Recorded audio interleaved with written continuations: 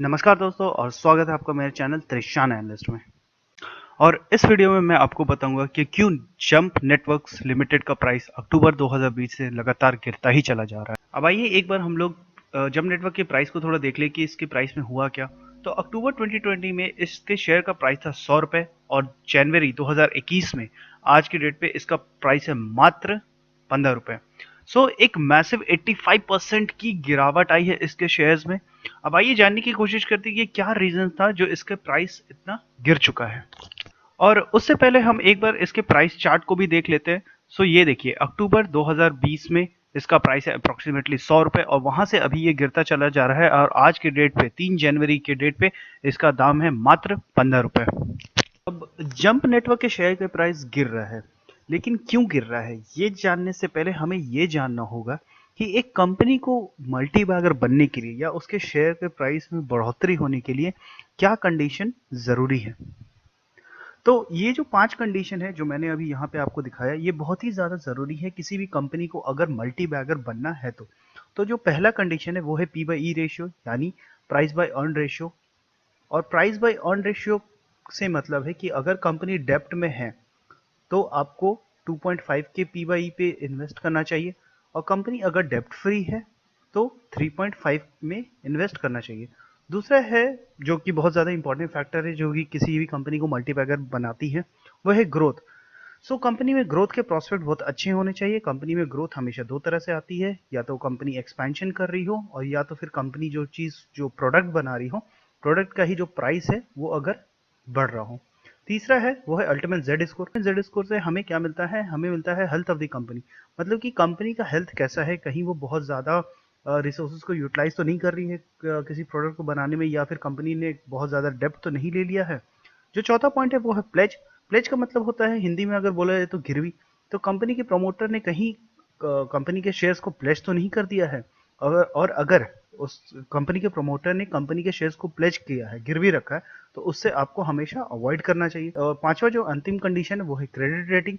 मतलब कि कंपनी जो है उनका क्रेडिट रेटिंग अवेलेबल होना चाहिए मार्केट में। क्रेडिट रेटिंग इंडिया में बेसिकली तीन बहुत अच्छे ऑर्गेनाइजेशन है जो कि देती हैं, वो है केयर, क्रिसिल और इक्रा। केयर, क्रिसिल और इकरा। सो अगर कंपनी डेब्ट में है तो ये रेटिंग बहुत ही ज़्यादा इंपॉर्टेंट हो जाती है।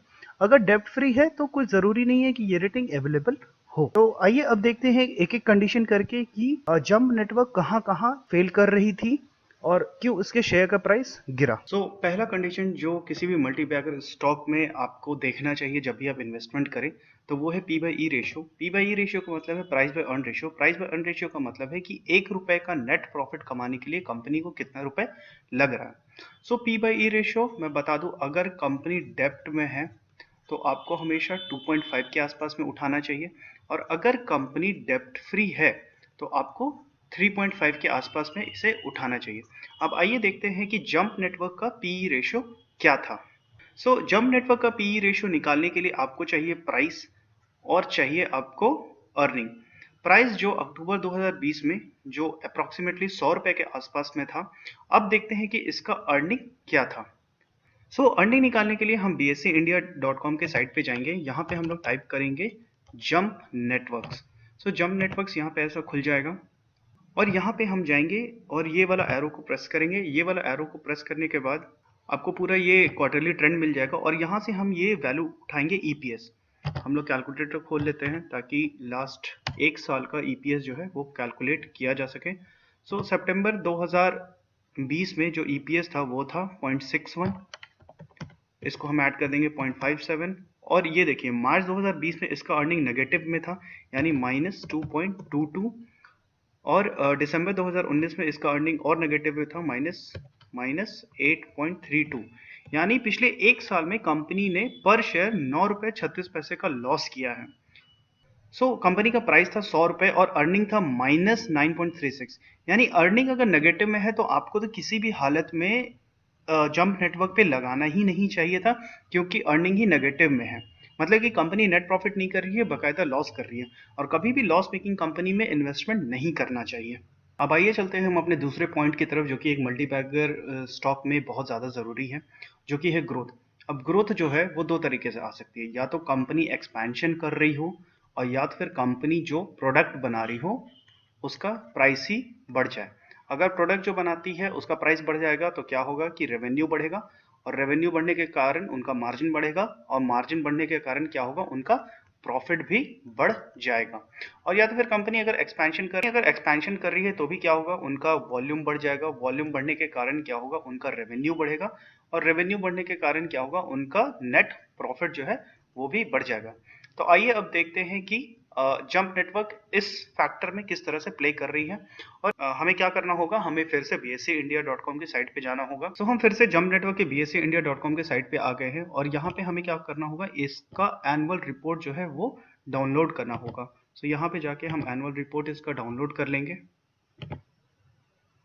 ये हमारा एनुअल रिपोर्ट इसका डाउनलोड हो गया है। हम डायरेक्टली इसके बैलेंस शीट में चले जाएंगे। ये हम इसके बैलेंस शीट में पहुंच गए हैं। यहाँ पे हम देख सकते हैं कि इनका जो प्रॉपर्टी प्लांट एंड इक्विपमेंट है उसका तो कुछ वैल्यू ही नहीं है 2018 में। यहीं पे आपको एक क्वेश्चन मार्क इस कंपनी को लेके होनी चाहिए कि इसका कोई भी वैल्यू क्यों नहीं है। और मार्च 31 में इसका जो वैल्यू था वो था 1.43, और प्रॉपर्टी प्लांट एंड इक्विपमेंट में इसका जो वैल्यू 31 मार्च 2020 में था 45.33 लाख। और यहाँ पे एक और बात बहुत गौर करने वाली है कि इनका जो अदर नॉन करेंट एसेट था, जो कि था 7,255 लाख का, वो 31 मार्च 2019 में 6,695 लाख का हो गया, और ये अचानक से यहाँ पे गायब हो गया। और इनका जो पूरा नॉन करेंट एसेट है वो डायरेक्टली 7,700 लाख से वो घट के सिर्फ अप्रोक्सीमेटली 340 लाख के आसपास में बचा। यहाँ पे भी एक क्वेश्चन मार्क बनता है कि क्या जंप नेटवर्क कर रही थी, क्यों ऐसा हो रहा था। अब जब भी किसी कंपनी में इन्वेस्ट करें तो ये सब डाटा प्लीज अच्छे से देख लें। एक और बात जो यहाँ पे बहुत गौर करने वाली है कि जो अदर इक्विटी, जिसे दूसरी भाषा में रिजर्व एंड सरप्लस भी बोला जाता है, वो मार्च 2019 में 8,261 लाख का था, जो कि नेगेटिव में चल गया -3,103 लाख। यहाँ पे एक बहुत बड़ा क्वेश्चन मार्क उठता है कि ये रिजर्व एंड सरप्लस इतना क्यों घट गया। और अगर किसी भी बैलेंस शीट में आप अगर इतना ज्यादा डिस्क्रिपेंसी देख रहे हैं कि बहुत ज्यादा वैल्यूज इधर उधर हो रही है, तो कृपया करके उस कंपनी को अवॉइड कीजिए। यहाँ पे इनके जो एनुअल ट्रेंड है वो उसमें भी एक बहुत इंपॉर्टेंट बात है जो हमें गौर करनी चाहिए, वो ये है कि इनका अर्निंग पर शेयर, जो ये कंपनी 2016 में 4 पैसे कमा रही है पर शेयर, 1 पैसे कमा रही है पर शेयर, वही अचानक से 2020 में इस कंपनी में लॉस हो जाता है 11 रुपए 36 पैसे का पर शेयर पे, और शेयर का दाम चल रहा है 100 रुपए के आसपास में।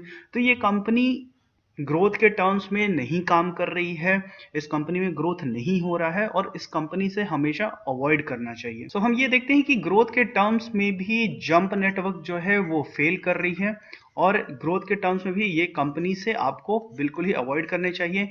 इनका जो बैलेंस शीट है, एनुअल रिपोर्ट है, उसमें बहुत सारे डाटा अप एंड डाउन चल रहे हैं, समझ में नहीं आ रहा है कि कंपनी करना क्या चाह रही है।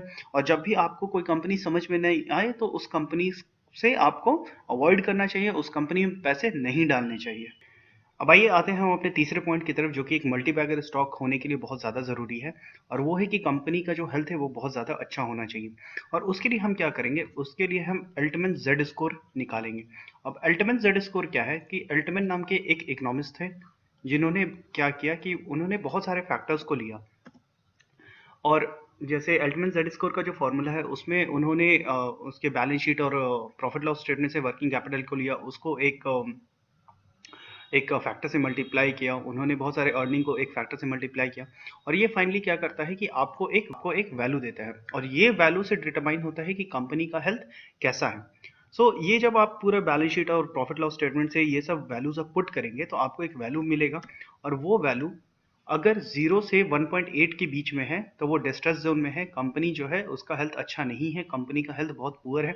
ग्रे जोन में आपको नहीं लगाना चाहिए, क्योंकि अभी भी कंपनी का हेल्थ ओके ओके टाइप से है, लेकिन बहुत अच्छा नहीं है। और हमेशा जब भी आप इन्वेस्टमेंट कीजिए तो कंपनी का जो जेड स्कोर है वो 3 से हमेशा ज़्यादा होना चाहिए। अब आइए देखते हैं कि जंप नेटवर्क का अल्टीमेट जेड स्कोर क्या था।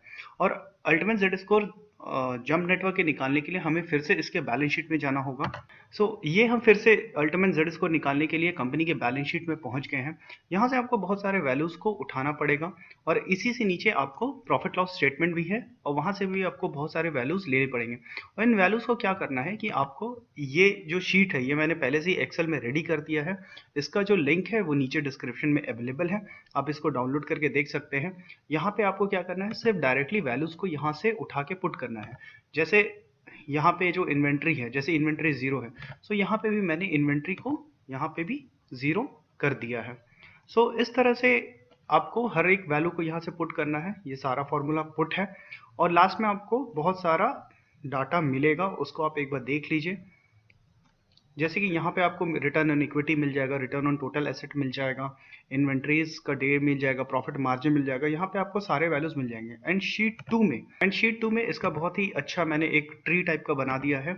और मैं फिर से बता दूं कि इसका लिंक जो है वो डिस्क्रिप्शन में अवेलेबल है, आप इसे डाउनलोड कर सकते हैं।